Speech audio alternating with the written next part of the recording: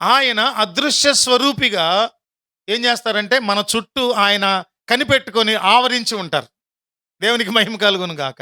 అదృశ్య స్వరూపిగా. అగోచరుడు అని ఈ మధ్య మన ప్రియులు హోసన్న మినిస్ట్రీస్ వాళ్ళు పాట చేశారు. క్రిస్మస్ పాట అగోచరుడు. అంటే ఇంద్రియములన్నిటికీ కూడా అందని వాడు. ఇంద్రియ స్పృహకు అందనటువంటి వాడు. అతీతుడు. మానవ కృత్రిమ ఇంద్రియ స్పృహకు అందనటువంటి మహాదేవుడు మన దేవుడు. అందువల్ల ఆయన అదృశ్య స్వరూపిగా ఉండి మన మీద ఆవరించి, ఇట్లాగా ఆవరించి, కోడి తన పిల్లలను కాచేటప్పుడు ఏ విధంగా తన రెక్కలతో ఆ గ్రద్దల నుంచి, కాకుల నుంచి కాపాడుకోవటానికి ఎలాగైతే ఆవరించి ఉంటుందో, దేవుడు తన అదృశ్య స్వరూపిగా తాను ప్రెజెన్స్, తన యొక్క రక్షణార్థమైనటువంటి ఉనికిని మన మీద ఉంచుతున్నారు. దేవునికి మహిమ కలుగును గాక. ఇందులో భాగంగా మొట్టమొదటి చూసినప్పుడు సొలొమోను మహారాజు, దావీదు కుమారుడైన సొలొమోను మహారాజు తన తండ్రి స్నేహితుడైనటువంటి హీరాముతో మాట్లాడుతున్న మాట. దావీదు భక్తునికి మంచి మిత్రుడైనటువంటి హీరాముతో సొలొమోను మాట్లాడుతున్న మాటలు. నీ సహకారం నాకు కావాలి. దేవుని మందిర నిర్మాణానికి సంబంధించి మా నాన్నగారు ప్రయత్నించినా, ఉద్దేశించినా, దేవుడు నువ్వు కాదు, నీ చేతులు రక్తసిక్తమైనవి, నీ కుమారుని ద్వారా నా మందిరాన్ని నిర్మించుకుంటానని చెప్పినప్పుడు, దాని నిర్మాణ క్రమంలో దావీదు స్నేహితుడైనటువంటి హీరాముతో సొలొమోను మాట్లాడుతున్న మాటలు మనం చూద్దాం. రాజులు మొదటి పుస్తకం 5వ అధ్యాయం 4వ వచనంలో, తన దేవుడైన యెహోవా నామ ఘనతకు అతడు మందిరమును కట్టింప వీలు లేకపోయినన్న సంగతి నీ వెరుగుదువు. అప్పుడు శత్రువు ఒకడును లేకుండను, అపాయమేమియు కలుగకుండను నా దేవుడైన యెహోవా నలుదిశలను నాకు నెమ్మది దయచేసి ఉన్నాడు. చెప్పండి. నా దేవుడైన యెహోవా నలుదిశలను నాకు నెమ్మది దయచేసి ఉన్నాడు. మీకు క్రొత్త వార్త ఏంటంటే, ఈ సంవత్సరానికి దేవుడు మనకిచ్చిన ధైర్యముతో కూడిన, వాగ్దానముతో కూడిన వచనం ఇది. నోట్ చేసుకోండి. ప్రత్యేకంగా 2026వ సంవత్సరానికి ప్రభు మనకిచ్చినటువంటి ఈ వచనం ఏంటంటే, మన దేవుడైన యెహోవా నలుదిశలను మనకు నెమ్మది దయచేయుచున్నాడు. దయచేసి ఉన్నాడు. చెప్పండి. దయచేసి ఉన్నాడు, దయచేయుచున్నాడు, దయచేయబోతున్నాడు. ఏంటి దయచేయబోయేది? God's protective presence. దేవుని రక్షణాత్మకమైన సన్నిధి. చెప్పండి. దేవుని రక్షణార్థమైన ఉనికి, దేవుని రక్షణార్థమైన సన్నిధి, దేవుని రక్షణార్థమైన ప్రసన్నత మనకు ఇవ్వబోతున్నారు. అందుకని హీరాముతో ఆ ముందు వచ్చిన తర్వాత వచ్చిన మీరు తర్వాత చదువుకోండి. అందులో అంటున్న మాట ఏంటంటే, తన దేవుడైన యెహోవా నామఘనతకు అతడు మందిరమును కట్టింప వీలు లేకపోయినన్న సంగతి నీ వెరుగుదువు. ఇప్పుడు శత్రువు ఒకడును లేకుండాను, అపాయమేమియు కలుగకుండాను నా దేవుడైన యెహోవా నలు దిశలను నాకు నెమ్మదిని దయచేస్తున్నాడు. నలుదిశలు అంటే ఏంటేంటి? అప్పుడు, ఇప్పుడు, ఎప్పుడు. నలుదిశలు అంటే సూర్యునికి ఎదురుగా నిలబడితే, మన వాళ్ళు చెప్పారు 3వ తరగతిలో, సూర్యునికి ఎదురుగా నిలబడగా నీ ఎదురుగా ఉన్నది తూర్పు. ఆధారం అంతే కదా, క్లూ అదేగా. సూర్యునికి ఎదురుగా నిలబడగా మనకు కనబడేటటువంటి దిక్కు తూర్పు. మన వెనక ఉన్నది పడమర. మన కుడి చేతి వైపు ఉన్నది దక్షిణము. ఎడం చేతి వైపు ఉన్నది ఉత్తరము. మళ్ళా మనోళ్ళు ఇంకొక 4 దిక్కులు కనిపెట్టారు. ఈ 4 కాకుండా 4 మూలలు కనిపెట్టారు. ఈశాన్యము, నైరుతి, వాయువ్యము, ఆగ్నేయం. 4 దిక్కులు. ఇంకొక 2 ఉన్నాయి. పైన ఒక దిక్కు ఉంది, కింద మొత్తం ఎన్ని అయినాయి? 10 దిక్కులైనవి. ఇప్పుడు సొలొమోను మహారాజు హీరాముతో, అనగా తన తండ్రి స్నేహితుడైన హీరాముతో మాట్లాడిన మాటల్లో ఎన్ని దిక్కులు ప్రస్తావించాడు ఆయన? 4 దిక్కులు. 4 దిశలా నన్ను దేవుడు ఏం చేశాడు? నన్ను నెమ్మది దయచేశాడు. ఈ రోజుల్లో మనుషులకు ప్రపంచవ్యాప్తంగా కొదవైనటువంటిది, కొరత కలిగినటువంటిది ఒకటేంటంటే నెమ్మది లేదు. డబ్బు ఉంది, నెమ్మది లేదు. బిడ్డలున్నారు, నెమ్మది లేదు. ఆస్తులున్నాయి, నెమ్మది లేదు. వాహనాలున్నాయి, నెమ్మది లేదు. ఏమున్నా నెమ్మది లేదు మనిషికి. నెమ్మది లేకుండా విస్తారమైన ధనముండుట కంటే, నెమ్మది అనేది లేకుండా నీకు ఎన్ని ఉన్నా కూడా అది వేస్ట్, వ్యర్థం. నెమ్మది కావాలి. నెమ్మది కోసం చాలామంది లక్షలు ఖర్చు పెట్టి విమానాలు వేరే వేరే దేశాలకు, వేరే వేరే పర్యాటక ప్రాంతాలకు వెళ్ళి నెమ్మది పొందుతున్నాం అంటారు. మళ్ళీ వచ్చేసాక యథా రాజా తథా ప్రజ. నెమ్మది అనేది తిరుగుటాన్ని బట్టి, స్థలాలను బట్టి కాదు, నీ లోపల ఉన్న స్వభావాన్ని బట్టి దేవుడిస్తాడు. అన్నీ ఉన్నా సంతృప్తి లేదనుకోండి, నెమ్మది ఉండదు. పక్కన చూసి కులుకొనే మనసు ఉందనుకోండి, అసలు నెమ్మది ఉండదు. వాడు అభివృద్ధి పొందుతున్నాడు, ఇంటి ఎదురుగా ఉన్నాడు, బిల్డింగ్ కట్టాడు, నాది రేకుల షెడ్గానే ఉంది, నెమ్మది ఉండదు. అది కాదు, ఉన్నదానిలో సంతృప్తి చెందుతూ ఉన్నప్పుడు ప్రతి మనిషి ఎలా ఉంటాడు? నెమ్మది కలిగి ఉంటాడు. ఆ నెమ్మది దేన్ని బట్టి అంటే దేవుని ఉనికిని బట్టి. ఎక్కడి నుంచి వచ్చిందంటే సొలొమోనుకి నెమ్మది? నలుదిశలా కూడా దేవుడు ఉండి ఆవరించి నెమ్మదినిచ్చాడు. ఆ నలుదిశలా ఉన్న దేవుడు నాలుగేపుల నుంచి నెమ్మది ఇవ్వటమే కాదు, ఎక్కడి నుంచి? పైనుంచి క్రింద నుంచి కూడా, పంటలలోంచి, సస్యశ్యామలంగా భూమి పండించిన పంట నుంచి, ఆకాశము నుండి కురిపించబడినటువంటి వర్షము నుంచి, సూర్యరశ్మి నుంచి, మంచు నుంచి, నలు దిశలా దేవుడు ఆయనంట నెమ్మదిని కలిగించారట సొలొమోనుకి. ఆ తర్వాత సొలొమోను మహారాజు అనుభవం అది. దేవుని మందిరము నిర్మించడం కొరకు కలిగిన గలిబిలిలంతటిలోంచి తప్పించినప్పుడు దేవుడు ఆ నెమ్మది కలిగినప్పుడు, అప్పుడు మరలా వెంటనే హీరాంతో చెప్తాడు, నీవు చాలా ఎక్స్పర్ట్ కదా, మీ ప్రాంతం నది అవతల చాలా దేవదారం రాణులు, సరళ గొంజి వృక్షాలు ఉన్నాయి, వాటన్నిటిలో శ్రేష్టమైన వాటిని నీకు బాగా తెలుసు కాబట్టి, ఈ వృత్తిలో నీకు నైపుణ్యం ఉంది కాబట్టి నువ్వు వెళ్ళి దేవుని మందిరం కొరకు వాటన్నిటిని సమకూర్చగలవా? నేను ఇంత బహుమతులు ఇస్తా, ఇంత ఆధిక్యత ఇస్తాను. ఒక డీల్ సెట్ చేసుకున్నాడు. ఎవరితో? హీరాంతో. తర్వాత చదువుకోండి మీరు. నెమ్మది ఉన్నప్పుడు ఏమైనా చేయగలుగుతాం తెలుసా? నెమ్మది లేని స్థితిలో మనసు ఉంటే మనం ఏమని చేయగలమా? చెప్పండమ్మా, ఏమని చేయగలమా?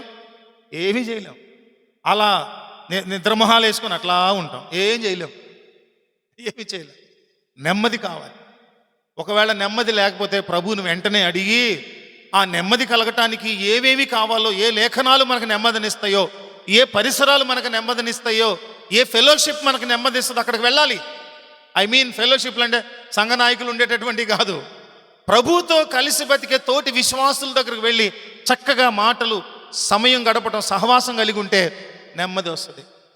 ఆ నెమ్మది లేకపోతే మానసిక ఒత్తిడి వస్తుంది. మానసిక ఒత్తిడి వస్తే బీపీ పెరుగుద్ది. బీపీ పెరిగితే రక్తనాళాలు చిట్లిపోతాయి, ప్రాణాపాయ పరిస్థితి. అటువంటి తీవ్రమైన బలహీనత వస్తే మన చుట్టూ 10 మంది చేయాలి, డబ్బు లక్షలు ఖర్చు పెట్టాలి, అయ్యేది కాదది. నెమ్మది కావాలి. సొలొమోను చెప్తున్నారు, దేవుడంట ఏం చేశారు? నలుదిశలా ఆయనకు నెమ్మదిని దయచేసి ఉన్నాడు. అదేవిధంగా 89వ సంకీర్తన గమనించినప్పుడు, ఈ తూర్పు, పడమర, ఉత్తర దిక్కులు అనేవి ఉన్నాయే, 4 దక్షిణ దిక్కులు ఉన్నాయే, ఈ 4 ఎక్కడివంటేనంట దేవుడే నియమించారు, నిర్మించారట. దిక్కులను సృష్టించిన వారు ఎవరంటే దేవుడే. ఆకాశ విశాలమును, ఈ భూగోళమును విశాలంగా నిర్మించినటువంటి దేవుడు దిక్కులను ఆయనే నిర్మించాడని రాయబడింది. చూడండి 89వ సంకీర్తన 11, 12. ఆకాశము నీదే, భూమి నీదే, లోకమును దాని పరిపూర్ణతను నీవే స్థాపించితివి. అంటే ఏర్పరిచింది నువ్వే. ఉత్తర దక్షిణములను నీవే నిర్మించి. చూడండి, ఉత్తర దక్షిణములను నీవే నిర్మించితివి. తాబోరు హెర్మోనులు నీ నామమును బట్టి ఉత్సాహధ్వని ఈ పర్వతాలు, కొండలు, గుట్టలు, మెట్టలు ఇవన్నీ కూడానంట దేవుని నామాన్ని బట్టి ఉత్సాహధ్వని చేస్తున్న. ఎందుకనంటే ఈ దిక్కులన్నిటినీ కూడా దేవుడే నిర్మించాడు. తూర్పు, పడమరలు, ఉత్తర దక్షిణాలన్నిటినీ కూడా ఎవరు నిర్మించారు? దేవుడే నిర్మించాడంటే, మనుషులు ఎవరు తయారు చేయలే, ఎవడి వల్ల కాదు. మనిషి పరిమితుడు, మనిషి జ్ఞానం పరిమితమైంది. తృణమాత్రులం అండి మనము, నరమాత్రులం, కేవలం తృణమాత్రులం. అంతలోనే పుట్టి అంతలోనే మాయమైపోయే అల్పాయుష్కాలం కలిగిన వాళ్ళం మనం. కానీ దేవుడు అంటున్నాడు, మనిషికి ఉన్నటువంటి ఈ అల్ప ఆయుష్లో దేవుడు ఎన్నో ఎన్నో ఎన్నో అసంఖ్యాకమైన గొప్ప ఉద్దేశములను కలిగి ఉన్నాడట. దేవునికి మహిమ కలుగును కాదు.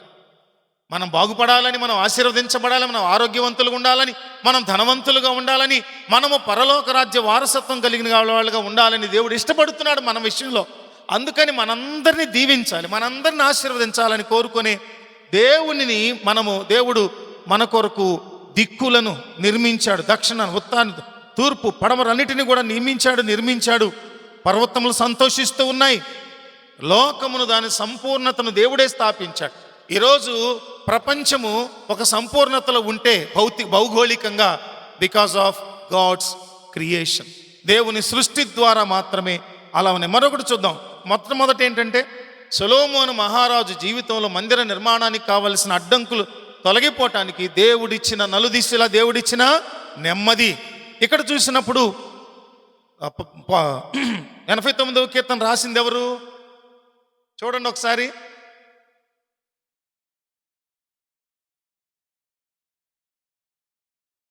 ఏతాను రాసిన దైవ ధ్యానము. దావీదు భక్తుడు రాసింది కాదు, సొలొమోను భక్తుడు రాసింది కాదు, మోషే భక్తుడు రాసింది కాదు, కోరహ కుమారులు రాసింది కాదు, ఆసాపు గారు రాసింది. ఎవరు రాశారు? ఏతాను రాసినటువంటి కీర్తన. తన గ్రహింపు చూసారా? ఏతానుకున్న గ్రహింపు ఏంటంటే, ఈ దిక్కులన్నింటినీ కూడా, ఈ విశ్వమునకు ఉన్నటువంటి ఈ లోకాన్ని, ఈ భూప్రపంచానికి ఉన్న సంపూర్ణతను నిర్మించిన వాళ్ళు ఎవరంటే దేవుడే అని గుర్తు చేసుకుంటూ ఉన్నాడు. ఏతాను నోట్ చేసుకోండి మీరు. మన అన్ని కీర్తనలు వరుస పెట్టేసి దావీదు రాసిన కీర్తన, దావీదు భక్తుడు రాసి అనకూడదు. ప్రతి కీర్తన ఎవరెవరు రాశారో, ఎందుకంటే రచయితకే చెందాలి కదా ఘనత. ఈ రచయిత మనకు క్రొత్త కోణాన్ని ఆవిష్కరిస్తూ ఉన్నాడు. ఏంటంట ఏం చెప్పండి? భూమి యొక్క ఆ సంపూర్ణతను దేవుడే స్థాపించినటువంటి వాడు, పరిపూర్ణతను దేవుడే స్థాపించాడు. ఇంకొకటి ఏంటంటే, అబ్రాహామును దీవించినప్పుడు ఇంకా ఆయన అబ్రాహాముగా మారలేదు. ఎలా ఉన్నారు ఆయన? అబ్రాహాముగా ఉన్నప్పుడు దేవుడు ఆశీర్వదించిన విధానాన్ని చూస్తాం. చూడండి, ఆదికాండము 13వ అధ్యాయము 14 నుంచి 18 వచనాల వరకు చూసినప్పుడు, లోతు అబ్రాహామును విడిచిపోయిన తరువాత యెహోవా, ఇదిగో నీ కన్నులెత్తి నీవు ఉన్న చోట నుండి ఉత్తరపు తట్టు, దక్షిణపు తట్టు, తూర్పు తట్టు, పడమర తట్టును చూడుము.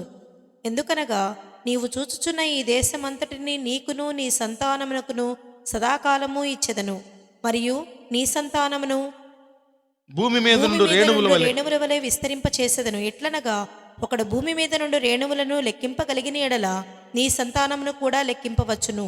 నీవు లేచి ఈ దేశం యొక్క పొడుగును వెడల్పున దానిలో సంచరించుము. చూడండి, లేచి భూమి యొక్క పొడవును వెడల్పును నువ్వు సంచరించు. తిరుగు, ఎంత దూరం వెళ్తావో వెళ్ళు, అది నీకు ఇచ్చేదనని అబ్రాహాముతో చెప్పాను. అబ్రాహాము తన గుడారము తీసి హెబ్రోనులోని మమ్రే దగ్గరనున్న సింధూర వన వృక్షములో దిగి అక్కడ యెహోవాకు బలిపీఠము కట్టెను. సింధూర వన వృక్షం, సింధూర గార్డెన్. ఆ తోటలో దేవునికి అబ్రాహాం ఏం చేశారంటే ఒక బలిపీఠం. ఎందుకు కట్టారని అర్థమవుతుంది ఇప్పుడు మనకి. దేవుడు ఏం చేశారంట, తూర్పు, పడమర, ఉత్తర, దక్షిణ దిశలు చూడు, నువ్వు ఎంత దూరం వెళ్ళగలవో, ఈ తూర్పు నలు దిశలా ఎంత దూరం నువ్వు చూస్తావో, నడుస్తావు, అంత దూరం నీదే. ఎంత ఆశీర్వాదం అది! ఎలా మెజర్ చేయగలం మనం? ఆశీర్వాదాన్ని కొలవగలమా? దేవుడు అబ్రాహాముకి ఇచ్చిన ఆశీర్వాదాన్ని మనం కొలవగలమా చెప్పండి? ఎలా జరిగిందంటే, గాడ్స్, చెప్పండి ఏంటి? గాడ్స్ ప్రొటెక్టివ్ ప్రజెన్స్ అబ్రాహాము విషయంలో ఎంతవరకు ఉందంటే, అబ్రాహాము ఎంత దూరం వెళితే అంత దూరం, తూర్పుకి ఎంత దూరం వెళితే అంత దూరం, దక్షిణమునకి ఎంత దూరం వెళితే, ఉత్తరమునకి ఎంత దూరం వెళితే, పడమరకి ఎంత దూరం వెళితే అంతా ఎవరికి ఇచ్చేస్తున్నారు? అబ్రాహాము, నీదేనయ్యా, నడిచెళ్ళు చూడు, ఎక్కడికి నువ్వు వెళ్ళినా అక్కడ నేను వస్తాను. కానీ అబ్రాహాములో ఉన్న గొప్పతనం ఏంటంటే, ఎక్కడికి వెళ్ళినా దేవుణ్ణి మర్చిపోలేదు. కాబట్టి దేవుడు అబ్రాహాం ఎక్కడికి వెళ్ళినా దేవుడు అబ్రాహాముకు తోడుగా వచ్చాడు. నా సన్నిధి నీకు తోడుగా మోషే కూడా ప్రార్థన చేశాడు కదా, అయ్యా మేము వెళుతున్నాము, నీ సన్నిధి మాకు తోడు రాకపోతే మేమేమైపోతాం ప్రభువా, అందుకని నువ్వు తూర్పుకు వెళ్ళు, దక్షిణానికి వెళ్ళు, ఉత్తరానికి వెళ్ళు, పడమరకు వెళ్ళు. దేవుని సన్నిధి నువ్వు కోరుకుంటే దేవుని నీతో పాటు వస్తారు. ఆయన వస్తేనే మనకు ఆశీర్వాదం. యోబు భక్తుని గురించి కూడా అన్నారు, అంత ధనవంతుడు అప్పట్లో ఎవరు లేరంట. అబ్రహాం అంత ధనవంతుడు అప్పట్లో ఎవరు లేరు. దాసదాసీలు, పశుపక్ష, అబ్బబ్బబ్బా ఎంత ఆశీర్వాదమో. దేవుడేమంటాడు, నలుదిశలా తూర్పు పడమర ఉత్తర దిక్కులలో పాటు నువ్వు ఎక్కడికి వెళ్ళినా, నువ్వు సంచరించి ఎక్కడికి వెళ్ళు, అక్కడంతా నేను వస్తాను, ఆశీర్వదిస్తాను. అప్పుడు అబ్రహాం అంట తన గుడారంను తీసి హెబ్రోన్లోని మమ్రే దగ్గర ఉన్న సింధూర వృక్ష వనములో అక్కడ దేవునికి బలిపీఠం కట్టాడు. మనకు దేవుడు సమృద్ధిగా ఇచ్చినప్పుడు, మన ఊహకు మించినంత ఆశీర్వాదం ఇచ్చినప్పుడు, ధనాన్ని లేకపోతే సంపదలను అన్నిటి ఇచ్చినప్పుడు వెంటనే మనం ఏం చేస్తాం? పార్టీ, పెద్ద పార్టీ కదా. దేవుడు మాకు లాటరీ టికెట్ కొన్నాను, 10 కోట్లు వచ్చేసింది. ఆడు మొట్టమొదటి నీ 10 కోట్లు వచ్చినప్పుడే ముందు పడిపోతాడు, హాస్పిటల్ తీసుకురావాలి. తీసుకొచ్చిన తర్వాత అప్పుడు మొట్టమొదటి నేను చావకుండా బతికాను కాబట్టి అందరికీ పార్టీ. తాగుబోతులు అయితే తాగుబోతు పార్టీలు, క్రైస్తవులు అయితే కుటుంబ ప్రార్థన. అది కాదు, కృతజ్ఞత చెల్లిస్తూ ఏం చేశాడు అబ్రహాము? మమ్రే వద్ద ఉన్నటువంటి సింధూర వనవృక్షం, ఆ వనములో ఒక బలిపీఠం కట్టి దేవునికి బలి అర్పించాడు. గుర్తుపెట్టుకోవాలి, ఎవరెవరి నుంచి? సొలొమోను మహారాజు నుంచి,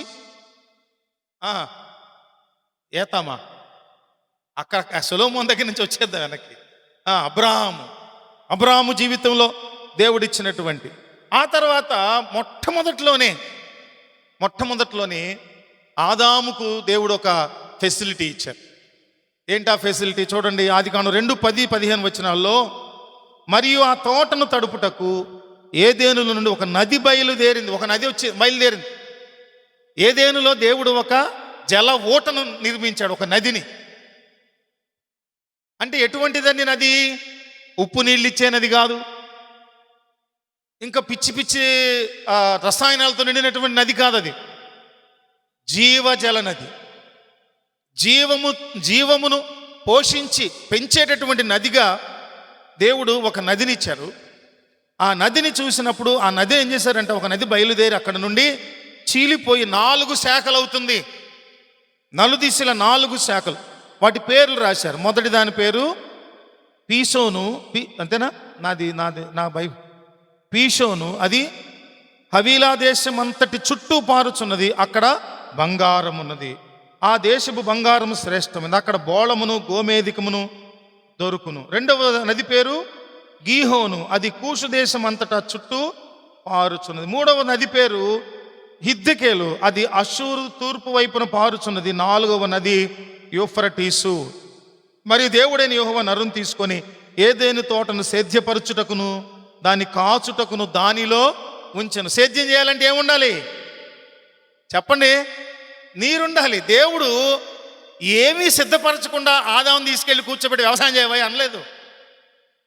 ఒక అభివృద్ధి జరగటానికి ఏవేమి అవసరాలో, ఏవేమి మూల పదార్థాలు అవసరమో వాటన్నిటిని సిద్ధపరిచి సేద్యపరచడానికి, అంటే ఏం చేయాలి? సేద్యం అంటే ఏంటి? వ్యవసాయం చేయటానికి. ఆ నది ఎక్కడి నుంచి మొదలైంది? ఆదాము ఏ తోటలో ఉన్నాడో ఆ తోటలోనే ఒక నదిని దేవుడు సృష్టించి నలుదిశలకు వ్యాపింపజేశారు. అంటే ఆ ఏదేను వనము ఒక ఆశీర్వాద వనముగా ఉంది. వ్యవసాయానికి, పంటలకు ఆశీర్వాదం. అదే ఏదేను వనం తర్వాత ఏమైందండి?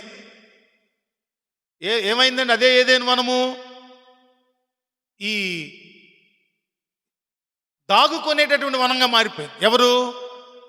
ఆదాము హవ్వలు దాగుకునేటటువంటి స్థలంగా మారిపోయింది. ఇంకా అదంతా వేరే విషయం.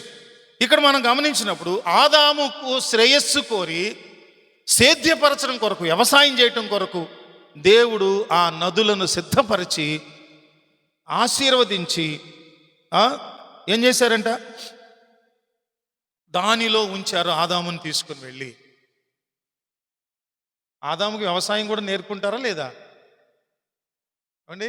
ఆదాముకి వ్యవసాయం కూడా దేవుడే నేర్పించి సలహాలు ఇచ్చి పంట పండేటటువంటి ఆ స్థితిని దేవుడు కల్పించాడు ఆదాము.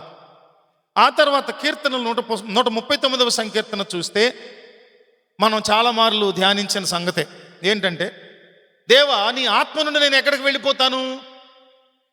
ఆయన అంటున్నాడు, నీ సన్నిధి నుంచి నేను ఎక్కడికి పారిపోతాను? నేను ఆకాశమునికి ఎక్కిన నువ్వు అక్కడున్నావు, పాతాళమును పండుకొనినా నీవక్కడున్నావు, భూమి యొక్క దిగంతములకు వెళ్ళిన తర్వాత ఇంకో చోట కూడా ఉంటుంది, భూమి యొక్క దిగంతములకు వెళ్ళినప్పటికీ దిక్కు అంతాలు. దిగంతాలు అంటే ఏంటంటే దిక్కుల అంతాలు. భూమి యొక్క దిగంతములను ఉంటుంది చూడండి, చదవండి.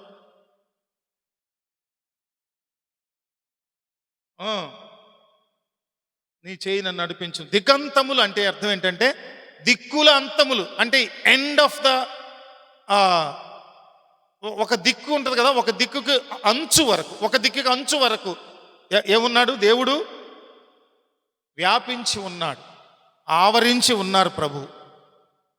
ఆ తర్వాత మనం చూస్తే జకరియా పుస్తకము 2వ అధ్యాయము, ప్రవచన పుస్తకాల్లో జకరియా పుస్తకం 2వ అధ్యాయము 5 నుండి 8వ వచనం వరకు చూసినప్పుడు యెరూషలేము చుట్టూ దేవుడు ఎలా ఉంటాడంట?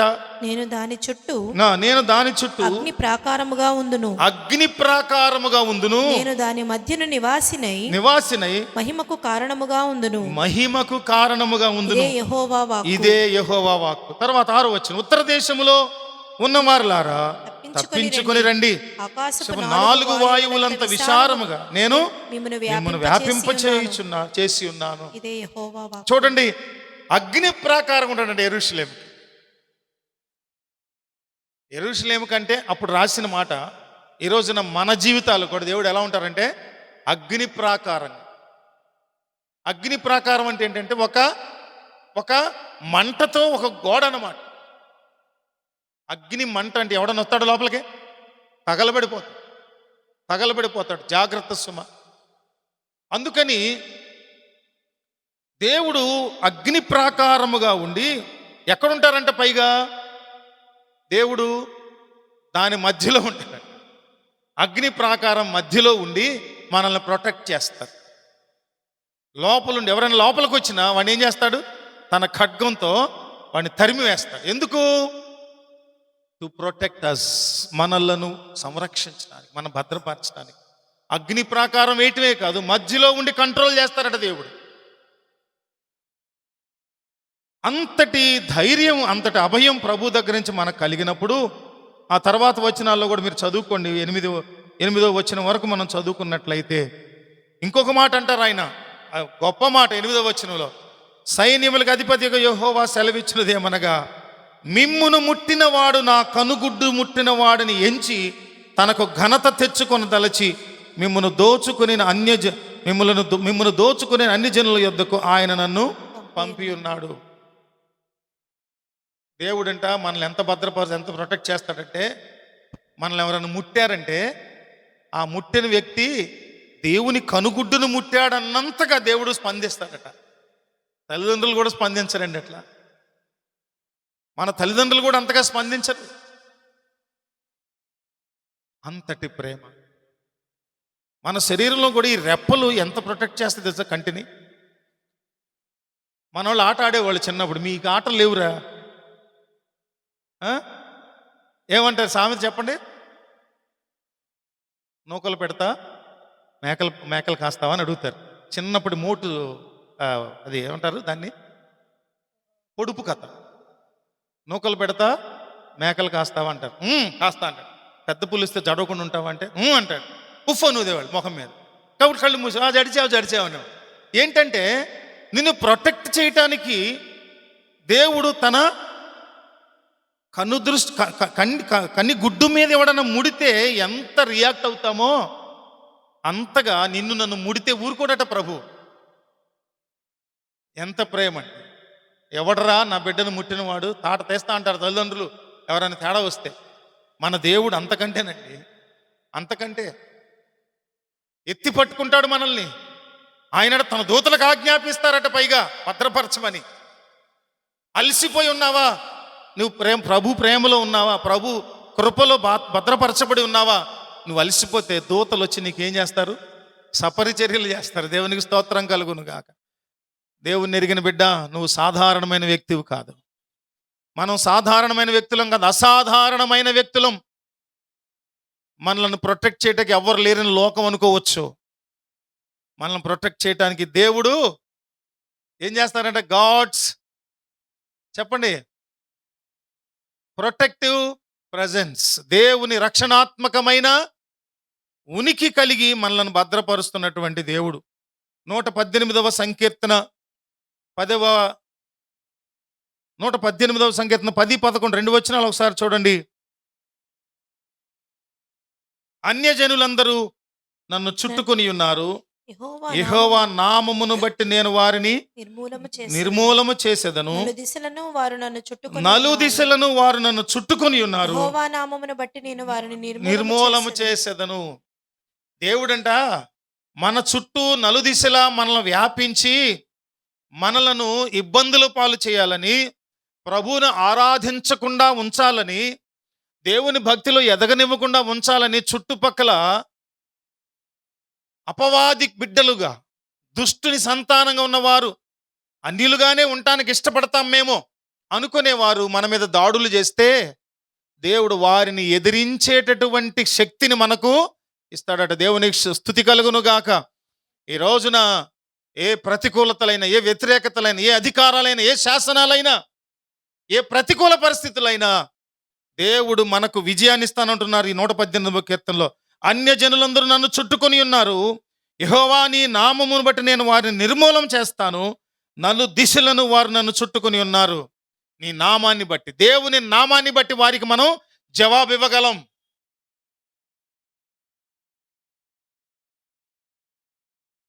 నాకు చేత కాదు, నేను చేతగానివ్వండి, నేను చవటని, నేను సన్నాసిని అని కాదండి. యుద్ధానికి వెళ్ళేటప్పుడు వెపన్స్ ఉండాలా వద్దా? ఉండాలా వద్దా? కత్తి తెచ్చేవాడికి ఎదురుగా డాల్ ఉండాలి, మనకి బాణాలు ధనస్సులు ఉండాలి, ఆయుధాలు ఉండాలి. ఏమిటా ఆయుధాలు అంటే నిజంగా కత్తులు కటారులని కాదు. అపవాదిని ఎదిరించుటకు, వాడి తంత్రాలు ఎదిరించకూడదు. దేవుడు మనకు ఏమిచ్చాడు? ఆయుధాలు ఇచ్చాడు. ఉందా? ఎక్కడది? ఎఫెసీ పత్రిక చివరిలో చూడండి. అపవాది తంత్రములు ఎదిరించడానికి మనకు సర్వాంగ కవచం ఇచ్చారట. దేవునికి స్తోత్రం కలుగును గాక. అన్య స్వభావాలను మార్చడానికి, అన్యులను మార్చడం కాదు, అన్యులలో ఉన్న స్వభావం. దేవుడు పాపమును ద్వేషించి పాపిని ప్రేమిస్తాడు. పాపిని ప్రేమిస్తాడు, పాపిలో ఉన్న పాపమును ద్వేషిస్తాడు, దురలవాటును ద్వేషిస్తాడు, దుష్టత్వాన్ని ద్వేషిస్తాడు ప్రభు. పాపిని చంపేయాలనుకుంటే ఈ రోజున భూమి మీద ఎవరన్నా ఉండేవారా? మనం ఉండేవారమా? బతికి బట్టగట్టేవాళ్ళమా?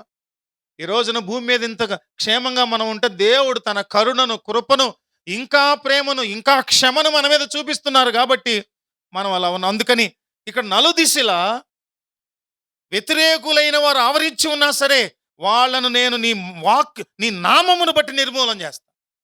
నామం ఎంత శక్తివంతమైందంటే వారి నోరులు మూపించగలిగిన జ్ఞానాన్ని ఇచ్చే నామం దేవుని నామం.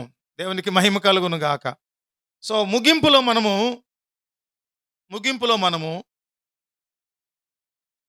ఒక అధ్యాయాన్ని కూలంకషంగా ధ్యానించవలసిన అవసరం ఉంది. దాంతో మనం ముగించుకుంటాం ఒక అధ్యాయాన్ని. అది దయచేసి యెషయా పుస్తకం 49వ అధ్యాయం 9 నుంచి 12 వచనం వరకు, 15 నుంచి 18 వచనం వరకు మనం చూస్తే, మార్గములలో వారు మేయుదురు, చెట్లు లేని మిట్టలన్నిటి మీద వారికి మేపు కలుగును, వారి యందు కరుణించువాడు వారిని తోడుకొని పోవచ్చు, నీటి బుగ్గల యొద్ద వారిని నడిపించును. కాబట్టి వారికి ఆకలి అయినను దప్పియైనను కలగదు, ఎండమావులైనను ఎండ అయినను వారికి తగులదు. నా పర్వతములన్నిటినీ త్రోవగా చేసెదను, నా రాజమార్గములు ఎత్తుగా చేయబడును. చూడుడి, వీరు దూరము నుండి వచ్చుచున్నారు, వీరు ఉత్తర దిక్కు నుండి పడమటి దిక్కు నుండి వచ్చుచున్నారు, వీరు సీనీయుల దేశము నుండి వచ్చుచున్నారు. శ్రమనొందిన తన జనుల 15, 16, 17, 18. స్త్రీ తన గర్భమున పుట్టిన బిడ్డను కరుణింపకుండా తన చంటి పిల్లను మరచునా? వారైనా మరచుదురు గాని నేను నిన్ను మరువను. చూడుము, నా అరచేతుల మీదనే నిన్ను చెక్కియున్నాను, నీ ప్రాకారములు నిత్యము నా ఎదుట ఉన్నవి. నీ నీ కుమారులు కుమారులు త్వరపడుచున్నారు, నిన్ను ఉమ్, నాశనము చేసి నిన్ను పాడు చేసిన వారు నీలో నుండి బయలు వెళ్ళుచున్నారు. ఉమ్. కన్నులెత్తి నలుదిశలా చూడుము. చూడండి, వీరందరూ కన్నులెత్తి కన్నులెత్తి నలుదిశలా నలుదిశలా చూడు చూడుము. వీరందరూ కూడుకొనుచు కూడుకొనుచు నీ యొద్దకు నీ వచ్చుచున్నారు. యొద్దకు నీవు వచ్చుచున్నారు. వీరినందరినీ ఉమ్. ఆభరణముగా ధరించుకొందువు. ఆభరణముగా ధరించుకుందువు. పెండ్లి కుమార్తె వడ్డాణము ధరించుకొనున్నట్లు ఉమ్. నీవు వారిని అలంకారముగా ధరించుకొందువు. నా ధరించుకుందువు. జీవము తోడని ప్రమాణము చేయుచున్నానని యెహోవా యెహోవా సెలవిచ్చుచున్నాడు. సెలవిచ్చుచున్నాడు. చూసారా, బహుజనము సమకూడి వచ్చేటప్పుడు అన్ని దిక్కుల నుండి వాళ్ళను ఆభరణాలుగా ధరించుకునేటంతటి ఆధిక్యతను ప్రభువిస్తున్నాడు. ఒకప్పుడు ఆస్తులంటే ఏంటి? ఒకానొకప్పుడు ఆస్తులంటే సంతానమే. ఒకానొకప్పుడు ఆస్తులంటే ఏంటంటే సంతానం. ఈరోజు నేను ఒకళ్ళి బయోపిక్ చిన్న చదివా, ఒక బయో స్టోరీ చదివా, ఆటోబయోగ్రఫీ బయోపిక్ చదివా నేను. ఎవరంటే సూర్యకాంతం గారిది. ఎందుకు అంటే నాకు ఆవిడ గురించి రకరకాల మాటలు అనేవాళ్ళు. క్యారెక్టర్లేమో గయ్యాళెత్తగా వేస్తుంది, కానీ చాలా మంచిదంట అని. అసలు ఏంటి అని అడిగితే నాకు అందులో ఆశ్చర్యం అనిపించింది ఏంటంటే, ఆవిడ 14 అమ్మాయి అంట కుటుంబంలో, సంతానంలో. మా ఇంట్లోనే మా నాన్నోళ్ళు 11 మందిరా అనుకుంటుంటే, ఆవిడ ఎన్నో మనిషి? 14 మనిషి. అంబేద్కర్ గారు కూడా 14 వాడు. 14లో 10 మంది చచ్చిపోయారంట, నలుగురే మిగిలి ఉన్నారంట. ఆ రోజుల్లో సంతానమే ఆస్తి కింద లెక్క. ఎంతమంది పిల్లలు పుడితే అంత బలం. ఈరోజు దేవుడు నలుదిశల నుంచి అనేకులను పోగు చేసుకొస్తున్నారట మన దగ్గరకు. అంటే సమకూరుస్తూ ఉన్నారు దేవుడు. ఎంతమంది వస్తే అంత బలం. ఈ రోజున సంఘాలు, క్రైస్తవ సంఘాలు ఎంతమంది ఉన్నారు? వందల మంది, వేల మంది, ఇంకా లక్షల మంది. కొరియాలో పాల్ యాంగిచో గారి సంఘం ఉంటుంది. ఎన్ని లక్షలు, 10 ఎంతో, ఎన్ని లక్షల మంది సంఘం. ప్రపంచంలోనే పెద్ద సంఘం అనమాట పాల్ యాంగిచో గారు. ఈ రోజున మనలందరినీ ఒక సమూహంగా సమకూరుస్తున్నారు. ఎందుకనంటే మనము బలవంతులుగా ఉండాలని. ఒక పెండ్లి కుమార్తె వడ్డాణము ధరించుకున్నట్లుగా ఈ రోజున నిన్ను బలమైన వ్యక్తిగా చేయడానికి ఇష్టపడుతున్నాడు దేవుడు.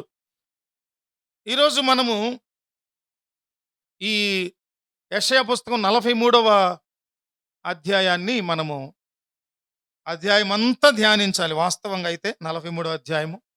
దీనిలో ఏమంటున్నాడంటే దేవుడు 5వ వచనం నుంచి చూద్దాం. ముఖ్యంగా, భయపడకుము, నేను నీకు తోడయ్యున్నాను. తూర్పు నుండి నీ సంతానము తెప్పించదను, పడమటి నుండి నిన్ను సమకూర్చి రప్పించదను. అప్పగించుమని ఉత్తర దిక్కునకు ఆజ్ఞ ఇచ్చెదను, బిగబట్టవద్దని దక్షిణ దిక్కునకు ఆజ్ఞ ఇచ్చెదను. దూరము నుండి నా కుమారులను, భూదిగంతము నుండి నా కుమార్తెలను రప్పించెదరు. నా మహిమ నిమిత్తము నేను సృజించిన వారిని, నా నామం పెట్టబడిన వారందరినీ తెప్పించుము. నేనే వారిని కలుగజేసి తిని, వారిని పుట్టించిన వాడును నేనే.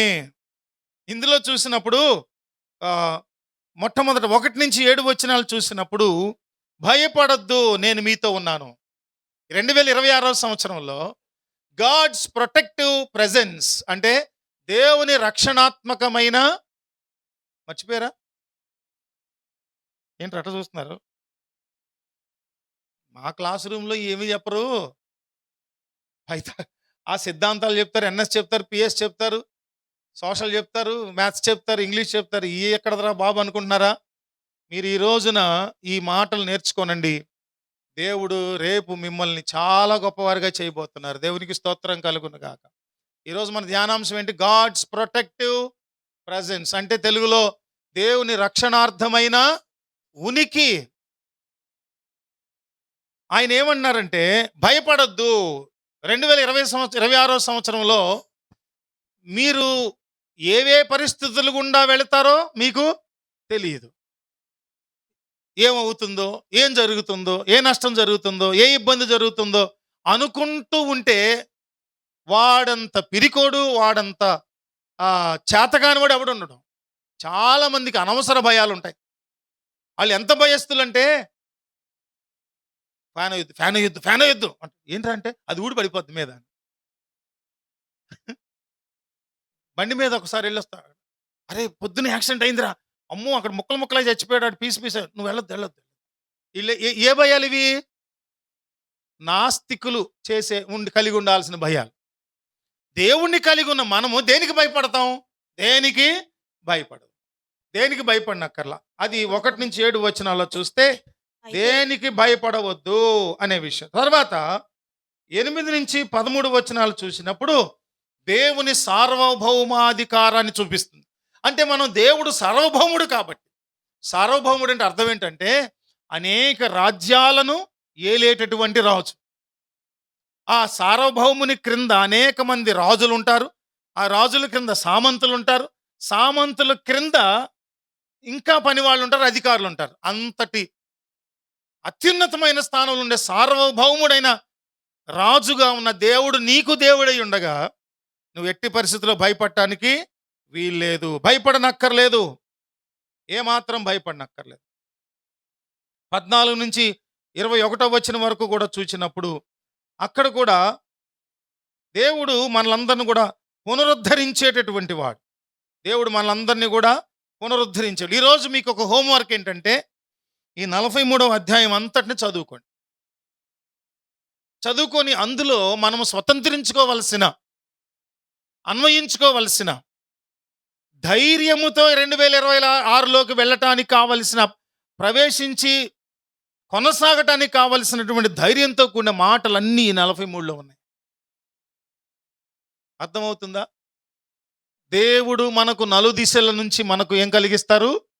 నెమ్మది కలిగిస్తారు. నెమ్మది కలిగినందువల్లనే సొలొమోను మహారాజు మందిర నిర్మాణం చేయటానికి వీలు కలిగింది. దేవుడు అబ్రాహామును దీవించాడే. ఎట్లా దీవించాడు? నువ్వు ఎంత దూరం వెళ్తే అంత దూరం నీకే ఆశీర్వదించు.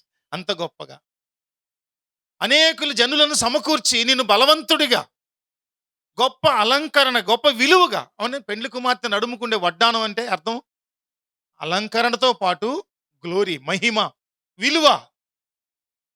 వడ్డానానికి ఎంత ఎంత బంగారం కావాలి చెప్పండి. చాలామంది అంటారు బండగా ఉన్న కోళ్ళు వస్తే బాగుండు, పెద్ద వడ్డానం తీసుకొస్తే బోళ్ళంత బంగారం వస్తుంది అన్నట్టు. వడ్డానము అనేది విలువైనదిగా, ఆ నడుముకు బలాన్ని ఇచ్చేదిగా, అందాన్ని తెచ్చేదిగా ఎలాగైతే ఉందో అక్కడ అంటున్న మాట అదే. ఏంటంట? ఇంతమంది ప్రజానీకాన్ని పోగు చేసుకొచ్చి నిన్ను అలంకరిస్తా వాళ్ళతో అంటున్నాడు. దేవునికి మహిమ కలుగును గాక. నలు దిశలా మనకు దేవుడు ఏమివ్వబోతున్నారు? క్షేమాన్ని ఇవ్వబోతున్నారు, భద్రతనివ్వబోతున్నారు. నలు దిశల నీవు దేవుని కలిగి ఉంటే చాలు. ఈ సంవత్సరంలో నువ్వెక్కడికి వెళ్ళినా అక్కడికి దేవుని ప్రసన్నత సన్నిధి వస్తూ ఉంది, రాబోతుంది. దేవునికి స్తోత్రం కలుగును గాక. ఆయన అదృశ్య స్వరూపిగా నీ చుట్టూ కృపను ఆవరింపచేసి నీకు నెమ్మదిని, సమాధానాన్ని, ఆశీర్వాదాన్ని, బలాన్ని, సమృద్ధిని ఇవ్వబోతూ ఉన్నారు. దేవునికి స్తోత్రం కలుగును గాక. అన్ని ఇస్తానంటున్న దేవుడు నీకుండగా భయం ఉంటుందా? ఇంకా భయం ఉంటుందా? భయం ఉంటుందా? అన్నీ ఇస్తానన్న దేవుడు మనకు తోడుగా ఉంటే భయం ఉంటుందా? చెప్పండి. ఏ భయం ఉండదు. ధైర్యంగా వెళ్ళొచ్చు. తెలుసా మీకు, ఈ పూట ఇది బయటికి చెప్పకూడదు, ఈ పూట ఫీజు కట్టాలి 3rd సెమిస్టర్కి. లాస్ట్ డేట్ రేపే. ఏమి అక్కడ దొరకలా, ఎక్కడ దొరకలా. మేబీ మానేసేయచ్చు, వచ్చేసేయచ్చు, చదువు ఆపేసుకొని వచ్చేయచ్చు, ఏమైనా జరగవచ్చు. బట్ దేవుడు చూసుకుంటారు. ప్రభు మీద ఆనుకున్నాం, ఆధారపడ్డాం. అక్కడ బాబీ అదే అన్నాడు, డాడీ నువ్వు టెన్షన్ పడద్దు, దేవుని మీద ఆధారపడ్డా నేను. హాయిగా పొద్దున మాట్లాడాడు, హెడ్ ఫోన్స్ పెట్టుకొని ఊక్కుంటూ వర్క్ చేసుకుంటున్నాడు. ఎంత నిబ్బరం ఉండాలండి. దేవునిలో ఎదుగుతున్నందువల్ల దేవుడు నాకు తోడున్నాడు అనేటటువంటి ఆ ఫీడింగ్ నేను ప్రతి ఫోన్లో ప్రతిసారి కలిస్తే ప్రార్థన చేస్తాను. డాడీ ప్రార్థన చేయండి, చేస్తాం. దేవుని మీద అనుకుంటా అన్ని ఇవ్వగలిగిన దేవుడు, దిక్కులను నిర్మించిన వాడు, దిక్కులన్నీ ఆవరించిన వాడు, సర్వమును వ్యాపించిన వాడు. నీవెక్కడికి వెళితే అక్కడ ఆయన సన్నిధి నీకు తోడుగా, ఆయన కృప నిన్ను ఆవరించి ఉంటుంది. సో అట్టి కృపలో మనలను ప్రభు నడిపించి మనలను ఈ 43వ కీర్తనలో ఏ విధంగానైతే ఆశీర్వదించడానికి ఇష్టపడుతున్నాడో, పూర్వపు స్థితిగతులన్నింటినీ ఎలాగ మార్చి సమృద్ధినివ్వాలనుకుంటున్నారో వాటన్నిటిని మనం చదువుకుందాం. అంత అలటప్ప అధ్యాయం కాదు ఇది. చాలా మనకు ధైర్యాన్ని ఈ 2026వ సంవత్సరంలో ఇచ్చేటటువంటి అధ్యాయంగా మనకుంది. చదువుకుందాం. తర్వాత దేవుడు తన మాటలు మన వినికిడిలో ఆశీర్వదించుదురుగాక. అందరం లేచి నిలువబడదాం, కోరుకుందాం, ప్రార్థన చేసుకుందాం. ప్రభువా, నలు దిశల నుండి నాకు నెమ్మదిని దయచేయండి. ఇప్పటి వరకు మీరు ఇచ్చిన నెమ్మదిని బట్టే నేను మనశ్శాంతిగా ఉన్నాను, క్షేమంగా ఉన్నాను, ఆశీర్వదించబడ్డాను. పూర్వపు స్థితి నుంచి నేను తప్పించబడ్డాను. అయ్యా, నువ్వు నన్ను ఆదుకోకపోతే నేను ఏమైపోయేవాడిని? అనాథన అయిపోయేవాడిని, దిక్కులేని వాడిని అయిపోయేవాడిని.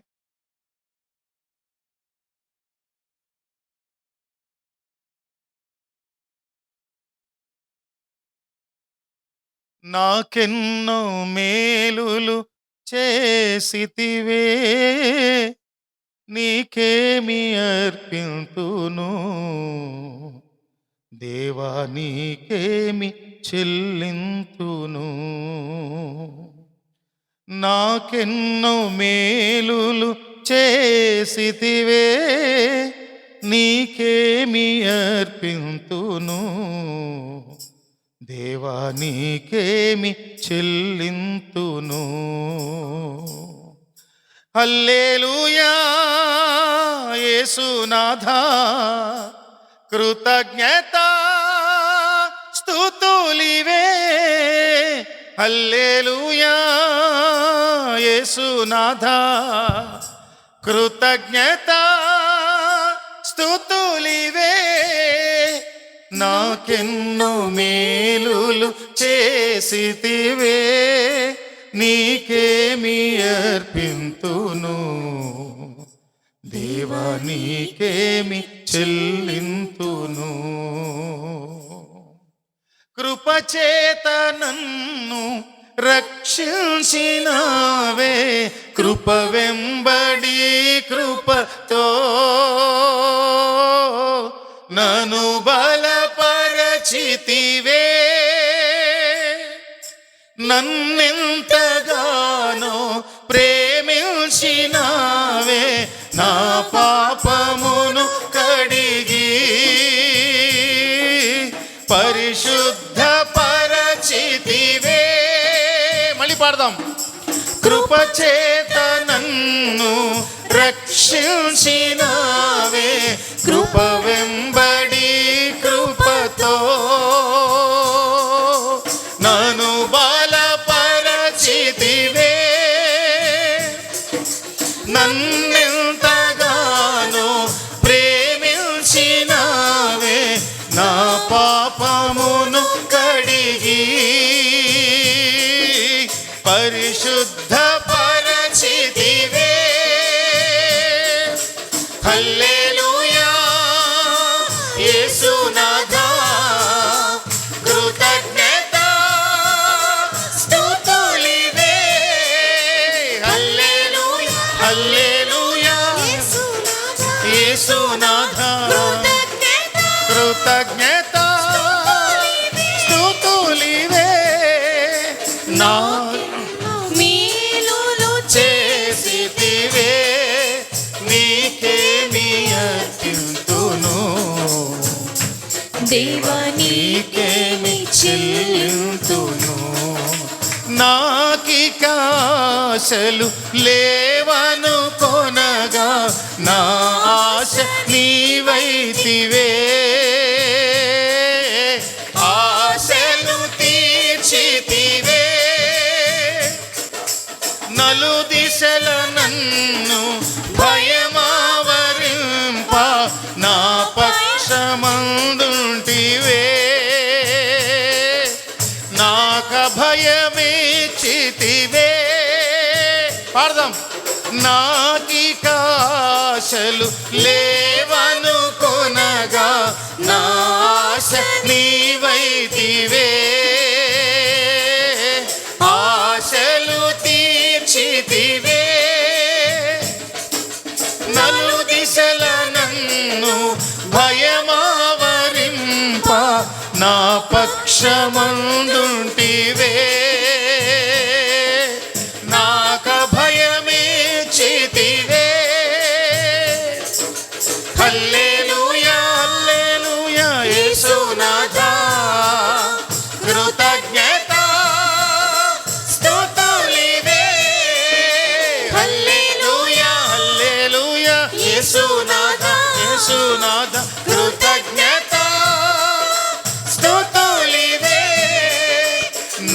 నాకెన్నో మేలులు చేసితివే, నీకేమి అర్పింతును దేవా, నీకేమి చెల్లింతును.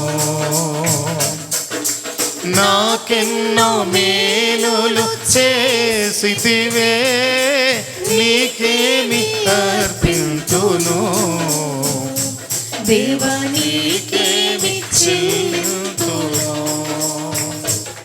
దేవుని మహా గొప్ప నామమునికే మహిమ చెల్లును గాక.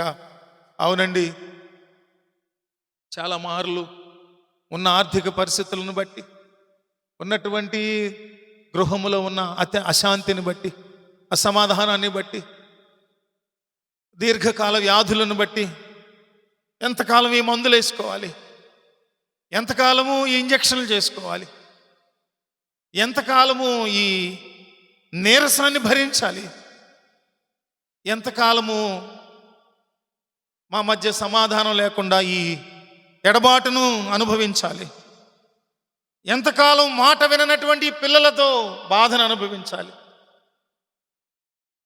ఎంతకాలము హింసించే భర్తతో భరించాలి, ఎంతకాలం దురలవాట్లో ఉన్నటువంటి భర్త ఇంటిని గొల్ల చేస్తూ ఉన్నా ఎలా భరించాలని నలుగు దిశలు అన్ని వేపుల నుంచి భయం ఆవరించి ఉన్నప్పుడు దేవుడు అభయం ఇచ్చినటువంటి వాడు. ఈ రోజున 2026 సంవత్సరంలో ప్రవేశించబోతున్న మనకు దేవుడు ఒక అభయం ఇచ్చారు. ఏంటంటే సొలొమోను భక్తుని ద్వారా, అబ్రహాము ద్వారా, ఆదాము భక్తుని ద్వారా, ఆదాము మూల పురుషుని ద్వారా, అనేకుల ద్వారా మనతో దేవుడు మాట్లాడి మనతో ఒకటే ఇచ్చారు. ఇదిగో నలు దిశలా నిన్ను ఆశీర్వదిస్తాను, నలు దిశలా నిన్ను ధైర్యపరుస్తాను, నలు దిశలా నిన్ను బలపరుస్తాను, నలు దిశలా ఈ సంవత్సరం నిన్ను ఆశీర్వదిస్తాను. ఒక్కటే చేయాలి, మనందరము దేవుని కృప చేత నింపబడి ప్రయాణం ప్రారంభించాలి.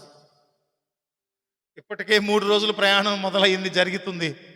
ఇది 4వ రోజు, కొన్ని గంటల్లో అయిపోతుంది. కృపను వెంట పెట్టుకుని, దేవుని కృపను వెంట పెట్టుకుని ప్రయాణం ప్రారంభిస్తే దేవుడు నువ్వు ఎక్కడికి వెళితే అక్కడ తన యొక్క సన్నిధిని మనకు అనుగ్రహిస్తారు. ఆయన తన హస్తమును చాపి మనల్ని దీవిస్తారు. ఏ భయాలున్నా వదిలే, ఇక్కడ ఏ భయం నిన్ను వెంటాడుతుందో దాన్ని వదిలే. ఎక్కడ అది ఆర్థిక సంబంధమైందా, మరే విధమైందైనా వదిలే. ఇక్కడ దేవుని సన్నిధి అంటే ఏంటో తెలుసా? నీకు దీవెనిచ్చేది, నేను ఆశీర్వదించేది, నీ స్థితిని మార్చేది, నీకు మనశ్శాంతినిచ్చేది, నెమ్మదినిచ్చేది, పూర్వపు స్థితి కంటే మిక్కిలి ఆశీర్వాదమును అనుగ్రహించేది. దాన్ని ఎందుకు కోల్పోతాం? కోల్పోతే ఎట్లా? మనకు దేవుడు ఉన్నారు, గొప్ప దేవుడు ఉన్నారు. అందుకని ధైర్యంతో మనం ఏం చేద్దాం తెలుసా? ఆయన కృప మనలను ఆవరించి ఉండగా, ఆయన కృపను విడిచిపెట్టకుండా, ఆయన సన్నిధిని విడిచిపెట్టకుండా ధైర్యంగా వెళ్ళిపోదాం. 2026 సంవత్సరంలో ఆయనే నడిపిస్తారు. ఆయన తండ్రిగా నడిపిస్తారు, ఆయన సృష్టికర్తగా నడిపిస్తారు, పరమ వైద్యునిగా నడిపిస్తారు, ప్రొవైడర్గా నడిపిస్తారు. గాడ్స్ ప్రొటెక్టివ్ ప్రెజెన్స్, దేవుని రక్షణాత్మకమైన ఉనికిని మనకి ఇస్తున్నప్పుడు, నీవెక్కడికి వెళ్ళినా అక్కడ ఆయన సన్నిధి మనకుంటున్నప్పుడు, ఆయన రక్షణార్థమైన ఉనికి మనతో ఉన్నప్పుడు మనకు భద్రతకు కరువు ఎక్కడదండి? రక్షించబడతావా? దేవుని భద్రతలో ముందు కొనసాగుదామా? ఒకవేళ ఇంకా దేవుని చేతుల్లోకి నువ్వు రాకపోతే, వాక్యము నిన్ను గుచ్చినా, వాక్యం నిన్ను హెచ్చరిక చేసినా, ఇంకా రక్షణలోనికి రాకపోతే, దేవుని చేతుల్లోనికి రాకపోతే, భద్రతా వలయంలోకి నువ్వు రాకపోతే, ఇది ఒక ఛాన్స్గా ఎంచుకొని, ఇది ఒక అవకాశంగా ఎంచుకొని నీవు సరెండర్ అయిపోతే దేవునికి, ఆయన చేతుల్లో నీకు వస్తే, నలు దిశలా నీకు క్షేమం, నలు దిశలా నీకు భద్రత, నలు దిశలా నీకు నెమ్మది, నలు దిశలా నీకు ఆరోగ్యం, నలు దిశలా నీకు అభివృద్ధి, నలు దిశలా మునుపెన్నడు చూడనంత ఆశీర్వాదాన్ని నీవు పొందుకుంటావు. అది భౌతికమైంది కాదు, ఆత్మ సంబంధమైంది. ప్రధానంగా ఆత్మ సంబంధమైంది, పర సంబంధమైంది, తరువాత భౌతిక సంబంధమైంది. విద్యార్థులకు దేవుడు మునుపటి కంటే గొప్ప ప్రోగ్రెస్ ఇవ్వబోతున్నాడు. మనము నిరీక్షణ కలిగిన వాళ్ళం. మనము నిరీక్షణ కలిగిన వారము. మనకు దేవుడు నిరీక్షించడం నేర్పారు. ప్రార్థన చేసుకుందాం. దేవుని రక్షణాత్మకమైన ఉనికిలో మనం ఉన్నాము. సర్వవ్యాపి అయిన దేవుడు, ఆయన కృపను ఆధారం చేసుకొని నువ్వు ప్రయాణిస్తూ ఉంటే ఎక్కడికి వెళ్ళినా ఆయన సన్నిధి మనతో ఉంటుంది. దేవునికి స్తోత్రం కలుగును గాక. ప్రార్థన చేసుకున్నాం. తమ్ముడు పాస్టర్ కమలాకర్ గారు వచ్చి ప్రార్థన చేయగా ఆశీర్వాదం తీసుకొని వెళదాం. అందరూ ప్రార్థనలో ఉందాం. అందరూ ప్రార్థనలో ఉందాం. అయ్యా, నీ కృపను మా తోడుగా రానివ్వండి ప్రభువా. మేము హాయిగా ఈ 2026 దాటిపోతాం అయ్యా. నువ్వు తండ్రిగా ఉంటే మాకేం దిగులు లేదయ్యా. నెమ్మది, సమాధానం.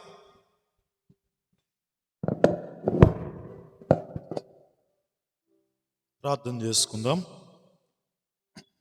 మహాపరిశుద్ధుడా, ప్రేమ కలిగిన తండ్రి, స్తోత్రాలు నాయన. ఈ 2025 సంవత్సరం అంతా మీ దయను, మీ కృపను మాకు అనుగ్రహించిన దేవుడవు. ఈ దినము ప్రభువా,